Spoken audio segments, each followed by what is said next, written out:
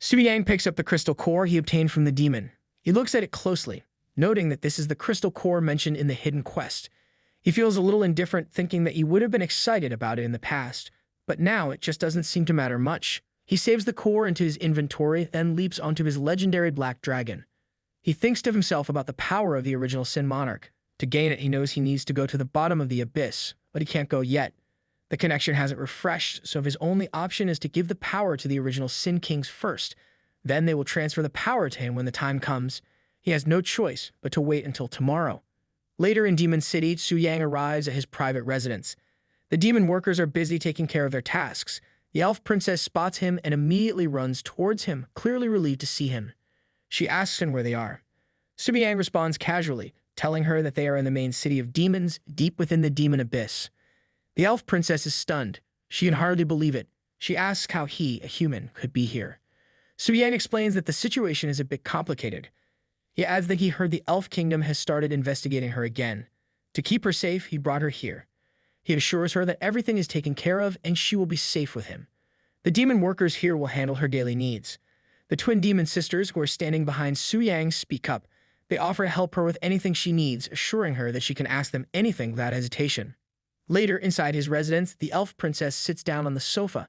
She looks at Suyang with curiosity, still trying to figure him out. She tells him that despite everything he's done, sometimes she wonders if he is really human. His actions always seem so incredible, almost beyond belief. She reaches out and gently touches his chest as he moves closer to her. Her cheeks turn a deep red as she quickly adds that she doesn't mean anything by it. Whether he's human or demon doesn't matter to her. Suyang, smiling slightly, pats her on the head. He calls her a silly girl and reassures her that he's definitely human. However, he does admit that sometimes he has to do things that others, non-humans to be exact, might do.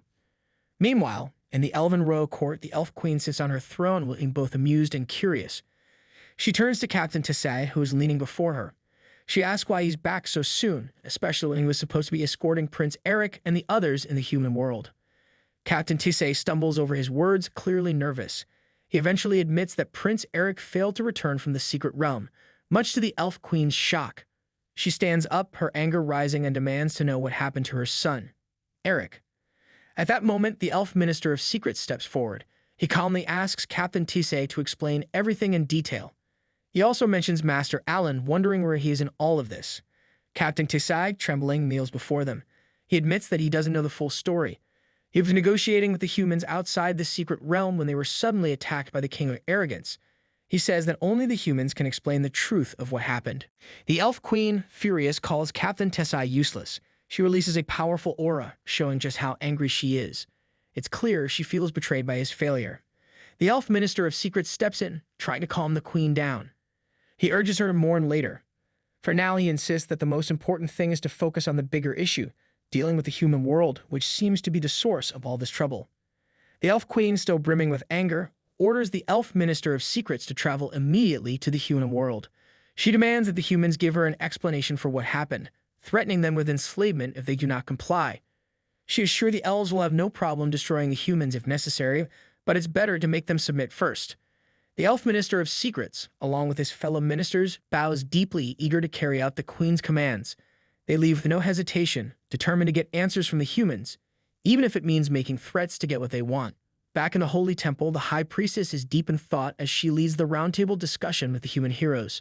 The situation is growing more complicated by the minute. She reflects on how the Pandora's box of Shiva Nation has finally been opened. Now that the world sees how much power the Shiva Nation gained by siding with the Abyss demons, others will likely follow suit. She fears that this will lead to chaos everywhere. Who will stop the Red Moon's invasion if the world falls into disorder? The High Priestess knows the gravity of the situation, but she can't help but wonder who will be able to defend against such a massive threat. At that moment, a panicked priestess rushes the High Priestess, informing her that elves from the Elf Kingdom have appeared outside the Holy City. The news is unexpected, and the High Priestess can't help but feel alarmed by their quick arrival. Then the sound of footsteps grows louder. The Elf Minister of Secrets storms into the room with a group of elves behind him. He demands that the humans take responsibility for what he claims is their fault. His tone is harsh and impatient, making it clear that he doesn't care about anything other than getting results. He orders the humans to turn over the so-called murderers who killed Prince Eric and Master Alan. His threats are clear. If the humans refuse, the elves will turn from allies to enemies, ready to enslave them. Carolina and Poker both ask Carl what is going on and what he means by this. The High Priestess directs a sharp warning at the Elf Minister of Secrets, Mr. Carl Lawrence. She tells him to watch his words carefully, not hiding the clear disapproval in her voice. She continues, stating that while the Elf Temple may have opened God rank class changes, it has been 2 centuries since the last God rank elf appeared. In all those years that God might have already fallen. She questions his confidence, pointing out that as a fellow godless race, the elves have no right to act so superior. Carl Lawrence responds with a smirk, admitting she's right. However, he quickly tries to regain his confidence by listing the elves' strength. He mentions they have a level 500 demigod and 2 others over level 450. He even takes pride in being one of them, revealing his own stats. His status window shows that he's a level 453 elf Grand Arcane Mage who has gone through 9 revolutions. The human heroes, stunned by this, react strongly. Tang Zhen slams his fist on the table, gritting his teeth. He scoffs at the mention of level differences, stating that level suppression doesn't mean much. He believes that as long as the enemy isn't a god, there's always a chance to win. Overcoming the strong with the weak is something Dragancia has done time and time again throughout history. He challenges the elves, saying if they refuse to form an alliance with them to fight the abyss demons and instead want to invade, they're welcome to try. Carl Lawrence doesn't seem impressed by the challenge. He smirks again, saying that level suppression isn't the only factor. He reveals the elves also possess 2 powerful artifacts and enough equipment to make them a real threat. The mood in the room shifts, and the faces of the human heroes show a sense of hopelessness as they realize the full extent of the elves' power. Carl Lawrence, clearly enjoying a shift in tone, points out that it seems the humans are starting to understand. He then asks about Shiva Nation, mentioning that he heard Captain Teste say they were sincere. He asks which of the humans present represents the Shiva Nation. The High Priestess responds quickly, making it clear that Shiva Nation no longer belongs to the human world. She says they have chosen to degrade themselves and ally with the abyss demons, completely turning their backs on humanity. Carl Lawrence laughs coldly, mocking the humans for thinking they are united. He comments that it's a shame to see such disarray. He demands to know who is most sincere in seeking an alliance and is ready to hand over the murderer. Takagawa, ever the obedient worker, stands up and walks toward Carl Lawrence. He points out that he knows who the murderer is and immediately names Suyang from Dragancia. His words hang in the air like a poisonous arrow aimed directly at Suyang. Tang Zhen, filled with rage, stands up quickly, his fists clenched tightly. His teeth grind in anger as he glares at Takagawa. He cannot believe that someone from their side would betray them like this. Takagawa, acting like a well-trained pet, adds that Tang Zhen is the representative of Dragancia and the highest level among the humans.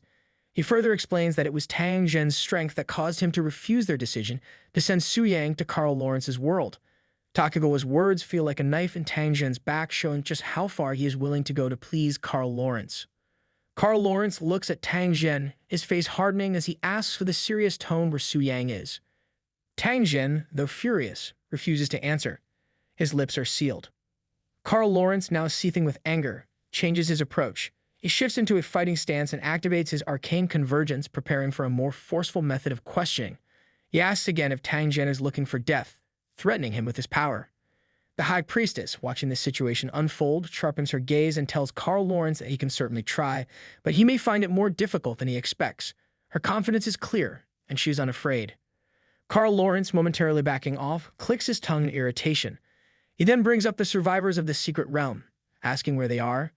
Takagawa, eager to please, points to the 2 girls standing nearby. He claims they are the ones who can provide the information about Suyang's crimes. Lady Makiko Asuko is stunned. She cannot believe that Takagawa, their own representative, would betray them. Her voice shakes as she addresses him, asking how he could do such a thing. She mentions that even Lord Augustus couldn't achieve this, and there's a helplessness in her eyes as she looks at Takagawa. Lady Verlia, standing nearby, watches the situation unfold, noticing Takagawa's complete lack of shame or remorse. Carl Lawrence, sensing his advantage, announces that since no one knows where Suyang is, he will take the 2 secret realm survivors back for interrogation. He asks the High Priestess for permission, fully expecting her to comply. The High Priestess, though, simply agrees, her face unreadable. Makiko Asuko, worried about what might happen next, reflects on the danger she and the others face. She knows that once they are in the Elf Kingdom, the situation will become even more unpredictable. She can't help but wonder what Suyang would do in this situation as fear begins to settle in her heart. Meanwhile, outside the temple, a dark portal opens. Stepping out of the portal is Livia. She surveys the holy city with interest, commenting sarcastically about how much the proxy seems to know about ordering people around. She then places her hand confidently on her hip bone and takes in the scene. Not long ago, Suyang sat calmly in his chair, watching the elves on a magical screen. He can hardly believe what he's seeing.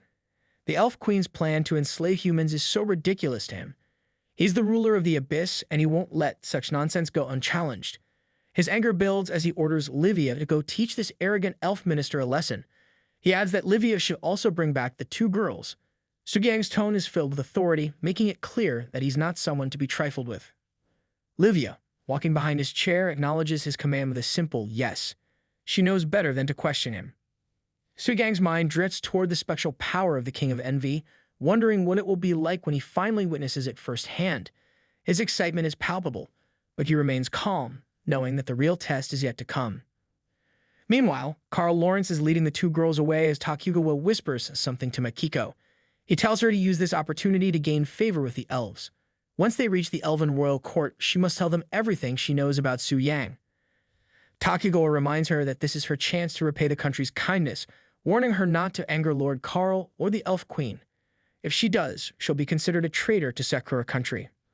Makiko, clearly hurt by Takugawa's words, responds with a sharp remark. She tells him that he used to hold her in high regard, but now he is cold and heartless, willing to throw her under the bus to stay in the elves' good graces. Lady Verlia, standing nearby, shakes her head, disappointed in Takugawa. She can't believe he's going this far, betraying his own people for the sake of power. The High Priestess, observing the entire scene, is disgusted by Takugawa's actions. She can't hold back her criticism any longer. She calls him out for his behavior, reminding him that as the head of the Takugawa shogunate, he should know better. She points out that his actions are unbecoming of someone in his position.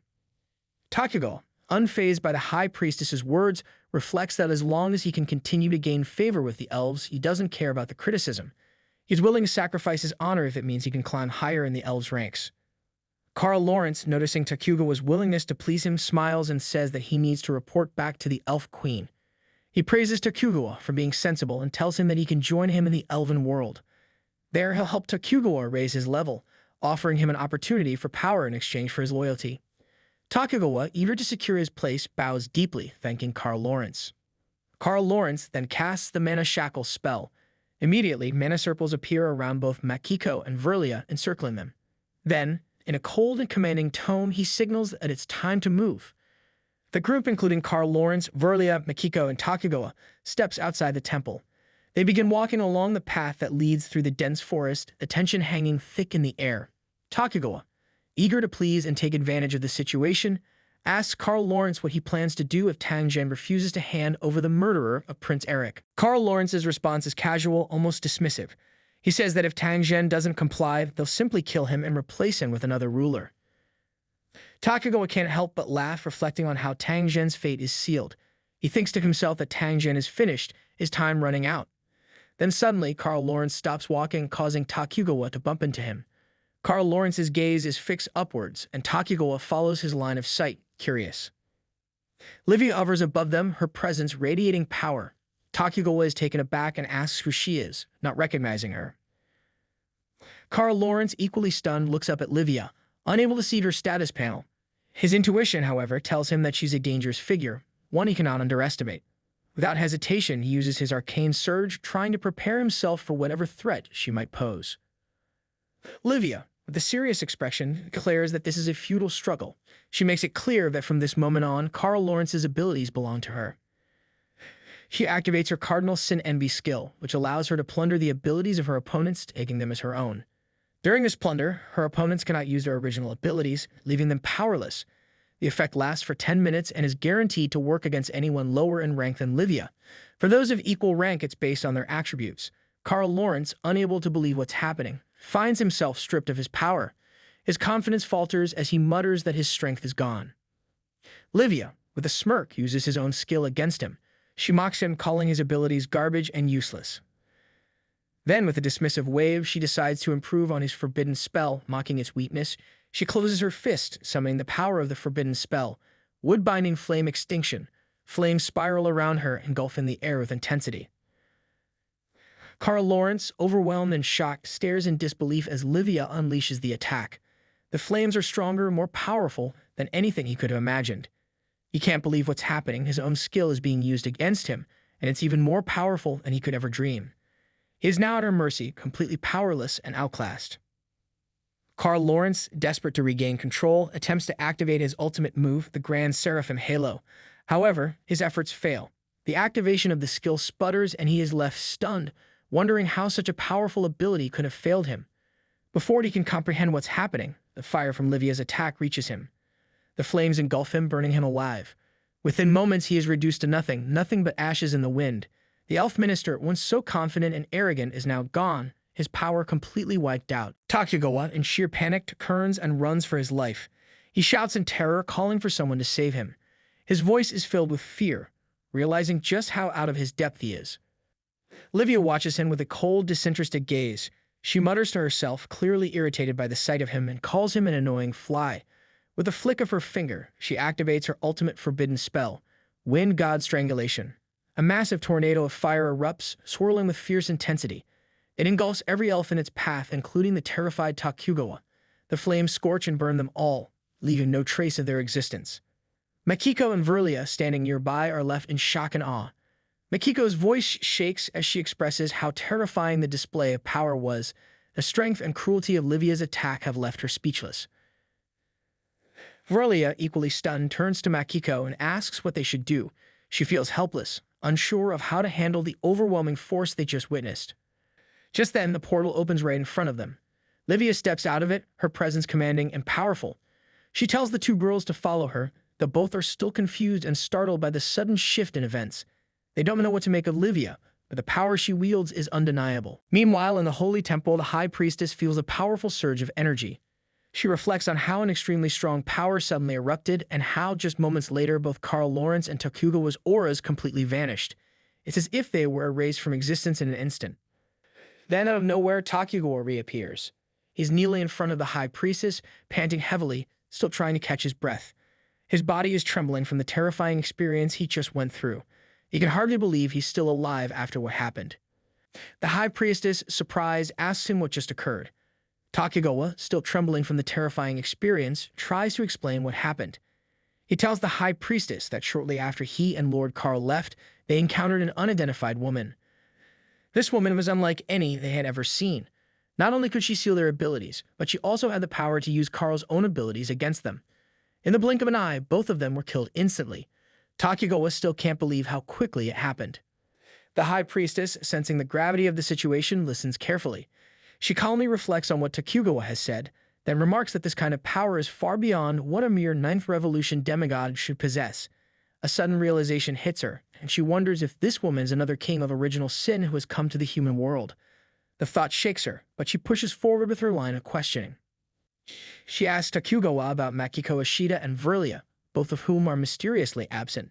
The High Priestess wonders why she hasn't seen them yet, considering the chaos unfolding around them. Takugawa, still shaken, responds that both he and Lord Carl were killed instantly. If they couldn't survive, he believes there's no way those two girls could have either. The thought of their possible fate hangs heavily in the air, but he is unable to offer any comforting answers. Then something clicks in the High Priestess's mind, and she's startled by the realization. She recalls that Makiko Ishida and Verlia weren't killed by Lucifer outside the dragon spirit's secret realm either. Back then, it was assumed that Atal was behind it, trying to frame Dragancia for colluding with the Abyss. But now, Atal is sealed in the Holy City prison, which makes things even more puzzling. If the two girls weren't killed by a king of original sin this time, then who is behind it? Takugawa, his eyes wide, suddenly connects the dots. He wonders aloud if it could only be Suyang, the center of all these strange and dangerous events. The pieces are beginning to fall into place, and he can no longer deny the possibility. The High Priestess, still deep in thought, begins to voice her concern. She wonders if it could be that the kings of original sin are now acting under the orders of Suyang. I hope that you liked today's video, and if you did, hit that like button as today's goal is 1,500 likes. Comment next part down below for the next part. Also, consider subscribing with the notification bell on to get notified as soon as a new video drops onto the channel. You can also join the channel to support me financially and watch videos before public release. I'll meet you in the next video. Until then, thanks for watching.